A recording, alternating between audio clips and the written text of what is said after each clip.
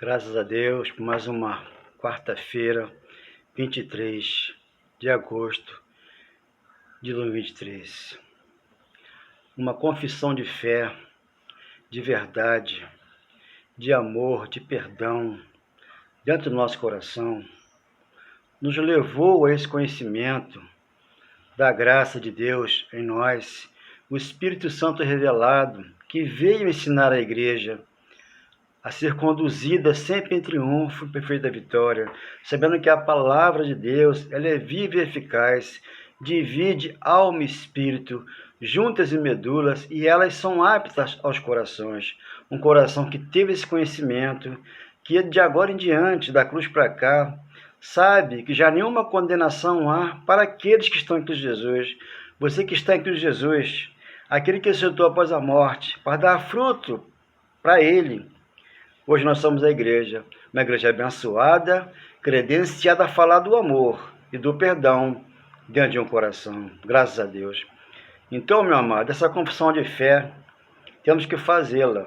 É importante, não uma oração de mim para mim mesmo, né? Eis-me aqui, Senhor, nesta manhã, para falar do amor e do perdão para um coração que te ouve nesta manhã.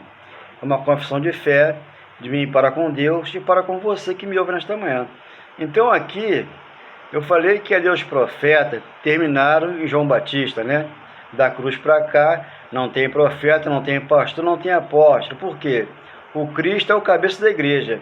Nós aqui somos a igreja que habita para nos ensinar essa palavra em espírito e verdade. Então ontem, na mensagem de ontem, eu não li todo, né? O 16, 14 ao 17 de Lucas, né? A lei vigorou até a cruz, terminou em João Batista. Então aqui está, 16 de Lucas, versículo 14 ao 17. Os fariseus que eram avarentos ouviam tudo isto e o ridicularizavam, zombavam de Jesus, né? Porque é assim que eles fazem, né? Então, o que acontece? Então, Deus vem nos orientando quanto a isso, para que nós venhamos ter cuidado com os fariseus de hoje, que existem, estão dentro das congregações. 15. Mas Jesus lhe disse, 2 pontos, vós sois o que vós justificais a vós mesmos. Por quê? Oração de si para si. Como tu vai ler, 18, versículo 9, de Lucas, aqui mesmo nesse livro. Ali subiu para orar um fariseu e um publicano. O fariseu leva de si para si. Como assim? Eu dou dízimo, eu jejuo, eu faço tanta coisa. Enquanto o publicano não falou nada. Ele desceu do templo abençoado pelo Pai. Enquanto que o outro não. Por quê? O fariseu quis contar o que ele fazia aqui, num corpo de carne, né? Porque quem jejua é a carne. Quem sobe o monte é a carne. O Espírito Santo está sóbrio. Onde você está, ele está com você. Essa é a sabedoria de Deus na nossa vida, nos dias de hoje, debaixo da graça. Então aqui, mas Jesus disse, vós sois o que vos justificais a vós mesmos diante dos homens. Mas Deus conhece o vosso coração, pois aquilo que é elevado entre os homens é abominação entre Deus. Aquilo que eu falo, feitiçaria, idolatria, aglomeração, Deus não adota esse tipo de situação. Por quê? Deus é soberano e fiel. Está em todos. E Ele veio para todo aquele que crê. Onde você está, Deus é com você.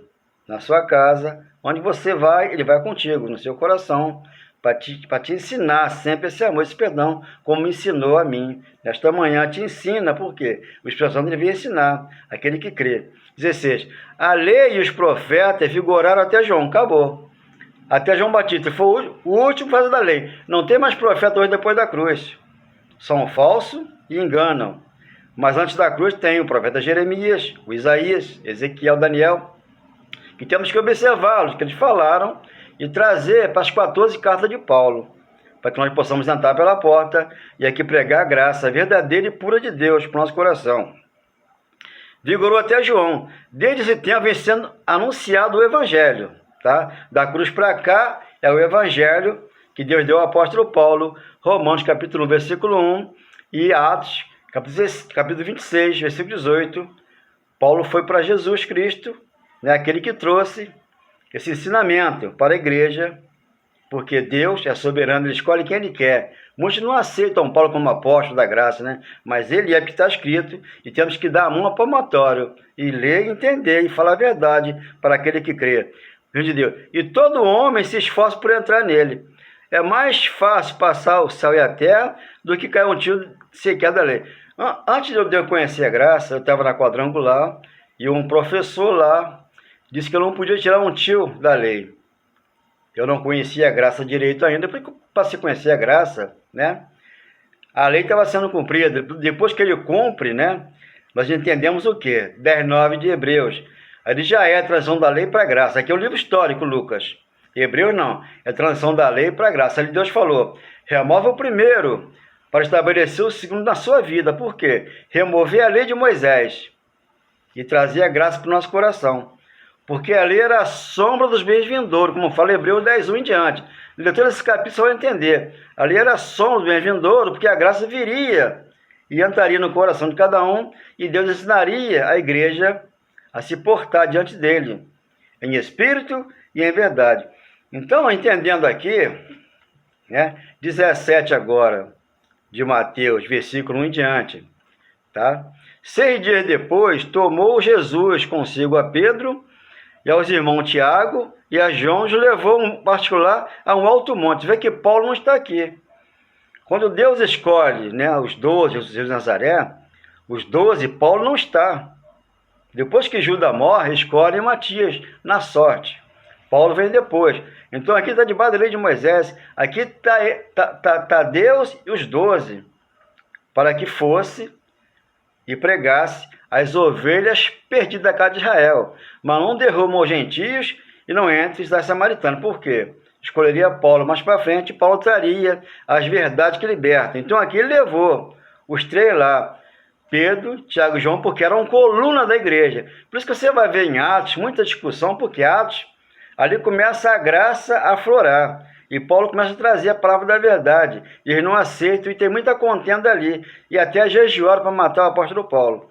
2. E foi transfigurado diante deles o seu rosto, e resplandecia como o sol, e as suas vestes tornaram-se brancas, como a luz.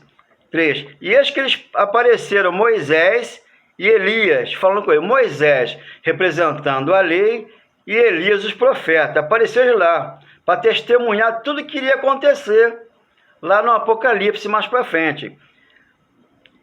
4. Então disse Pedro a Jesus, Senhor, é bom estarmos aqui. Se queres, farei aqui 3 tendas. Uma é tua, outra para Moisés, outra para Elias. 5. Falava ele ainda quando uma nuvem luminosa o envolveu. E eis vindo uma nuvem, uma voz que dizia, este é meu filho amado, em quem me comprazo, a ele ouvi. Então hoje temos que ouvir quem falar? Deus. Ele é o nosso pastor e nada nos faltará. Ele nos ungiu para pregar boas novas. Ele aqui nos colocou aqui o quê? O Espírito Santo, nos ungiu com ele. O óleo de alegria. 23:5 de Salmo. Então tudo nós temos aqui já. Então aqui ele disse, Elias representava os profetas e Moisés a lei. E quando chega aqui no 21 de João, né? O Apocalipse já se completaram antes da cruz. Tudo foi lá no ano 70, o templo destruído e o Apocalipse sendo escrito por João para testemunhar as 7 igrejas da Ásia. Não as igrejas daqui do Brasil. O Brasil nem era descoberto ainda. Isso aqui não é para nós hoje, foi para eles lá. Agora, como os pastores querem enganar o próximo, joga no colo da igreja. Só que a igreja hoje somos nós.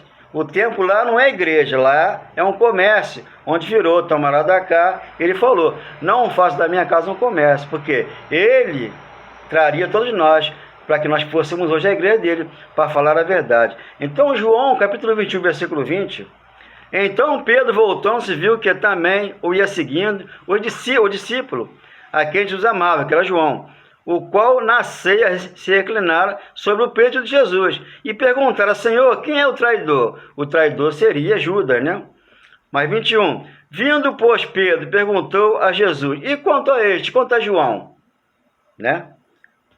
22, respondeu-lhe Jesus, se eu quero que ele permaneça até que eu venha, permaneça até que eu venha. Ele permaneceu para escrever o Apocalipse. Quando ele vem, no 20 e 26 de João, tu vê que ali ele mostra a mão para Tomé, a marca do cravo. Ele voltou e voltou lá. Aqui ele voltou aqui sim, mas em espírito e verdade, para ensinar a igreja. Então, muitos irmãos hoje, pentecostais, não são convertidos a Cristo. Por quê? Não entraram pela porta. Eu sou o caminho, a verdade e a vida.